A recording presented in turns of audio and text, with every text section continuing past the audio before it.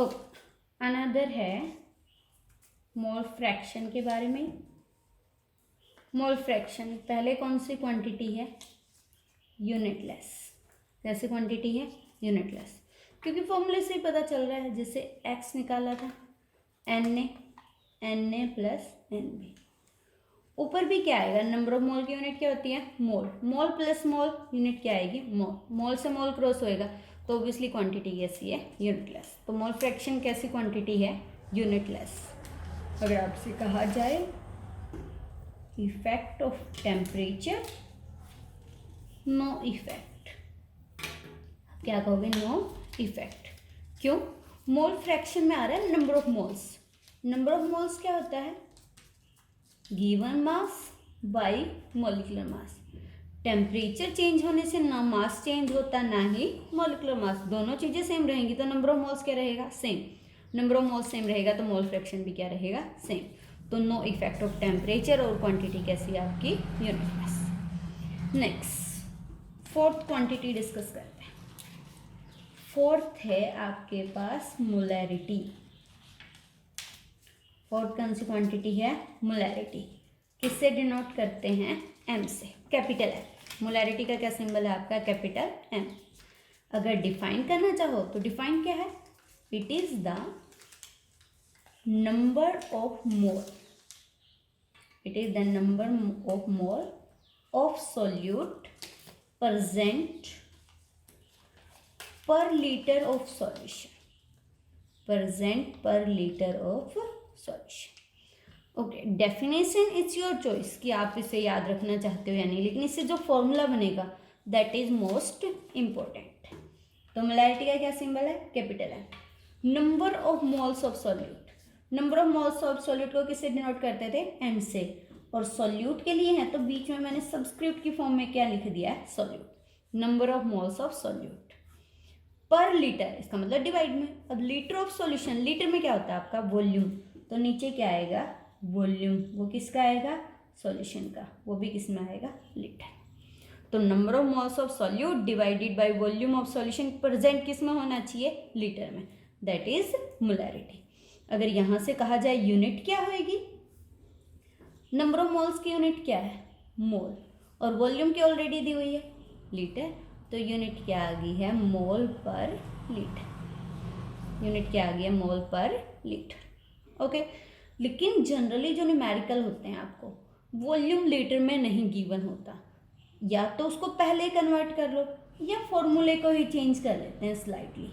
Number of moles of solute same रखा, अगर volume of solution किस में दिया हुआ है आपको?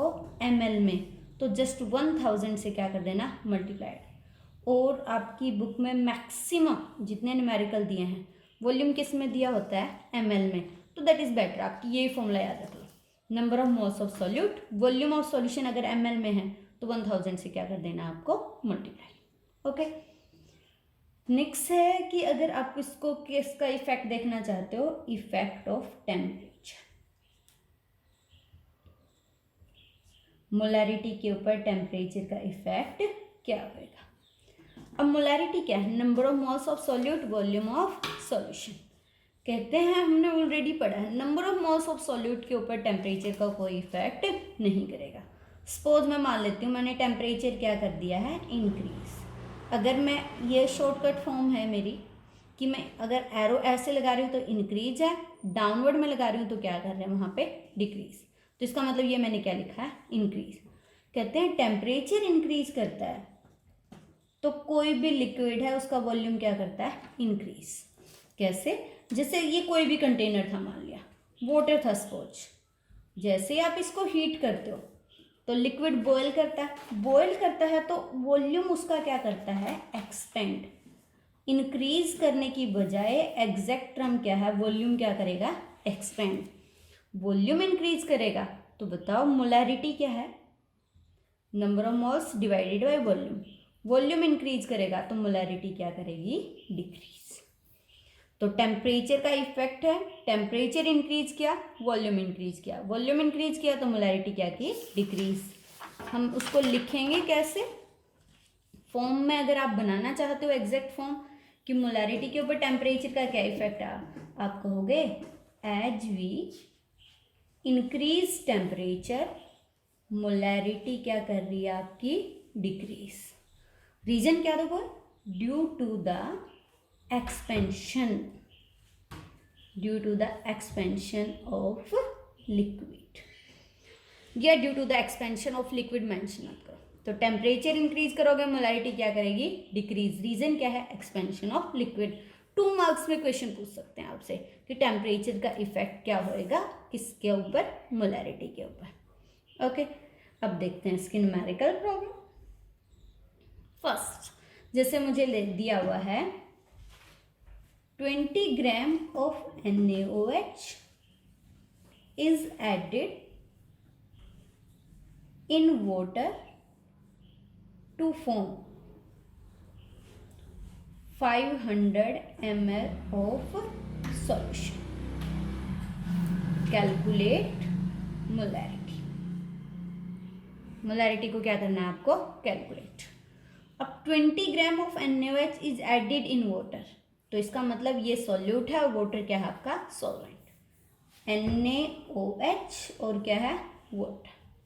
ये क्या है मेरे पास, सॉल्यूट, ये क्या लिया है मैंने, सॉल्वेंट। गिवन है एक्चुअली मुझे। फिर देखो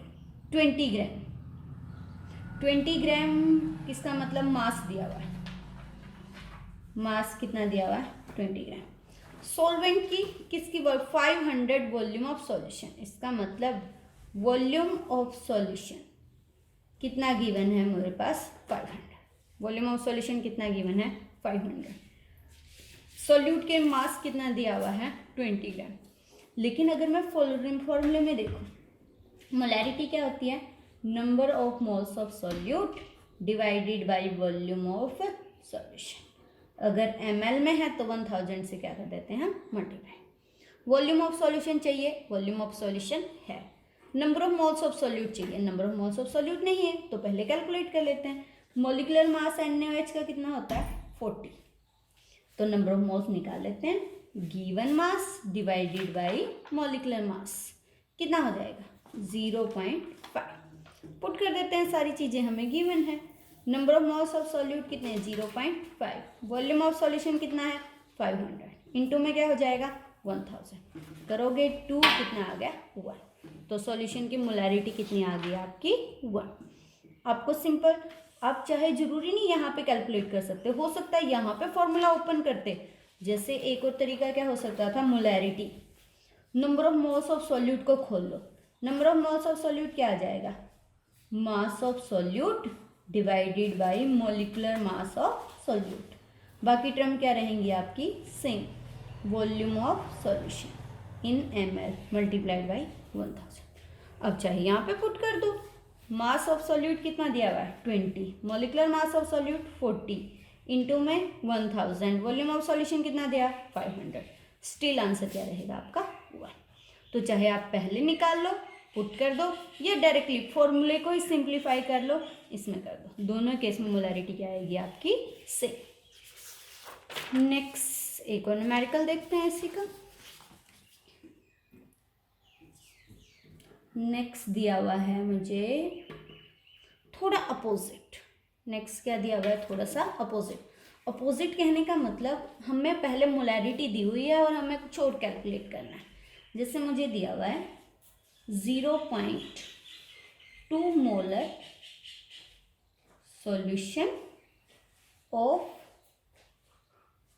NaCl in water. Calculate the mass of NaCl required to form this solution if volume of solution is 200 ml। Volume of solution कितना दिया हुआ है, 200 ml। मोलैरिटी दी हुई है, मोलैरिटी कितनी दी हुई है आपको, 0.2 मोलर। कैपिटल एम लिखा, मोलैरिटी है, वो साफ साफ अंडरस्टैंड है। वॉल्यूम ऑफ सॉल्यूशन कितना दिया हुआ है आपको 200 ml। वॉल्यूम ऑफ सॉल्यूशन कितना दिया हुआ है 200 ml। तो आपको क्या निकालना है मास ऑफ सॉल्यूट। क्या निकालना है मास ऑफ सॉल्यूट। फॉर्मूला सिंप्लीफाई करते हैं। हमें क्या था number of moles of solute divided by volume of solution. ml में है तो 1000 से क्या कर देते मल्टीप्लाई। ओके अब मोलैरिटी कितनी गिवन है 0.2। Number of moles of solute नहीं पता। वॉल्यूम ऑफ सॉल्यूशन कितना दिया हुआ है 200 इनटू में क्या है 1000। तो ये कितना आ गया आपका 5। तो number of moles of solute निकालोगे ये इधर आके डिवाइड में 0.2 डिवाइडेड बाई 5। तो number of moles of solute कितने आ गए 0.2 डिवाइडेड बाई 5। लेकिन number of moles of solute नहीं निकालने, आपको क्या निकालना मास ऑफ NaCl रिक्वायर्ड। तो number of moles of solute को ओपन कर लेते हैं। Number of moles of solute क्या होएगा मास बाई मोलिकुलर मास किसके इक्वल है 0.2 डिवाइडेड बाई 5। मास हमें कैलकुलेट करना है। मोलिकुलर मास NaCl का है, सोडियम का कितना होता है 23, Cl का कितना होएगा 35.5 is equal to 0.2 divided by 5। तो मास कितना हो जाएगा 0.2 डिवाइडेड बाई 5 इंटू में क्या हो जाएगा ये आ जाएगा आपका 58.5। तो यहाँ से क्या निकल जाएगा मास। पहले मैं मोलैरिटी निकाली मास और वॉल्यूम से। इस केस में मास निकाला by using the molarity and volume.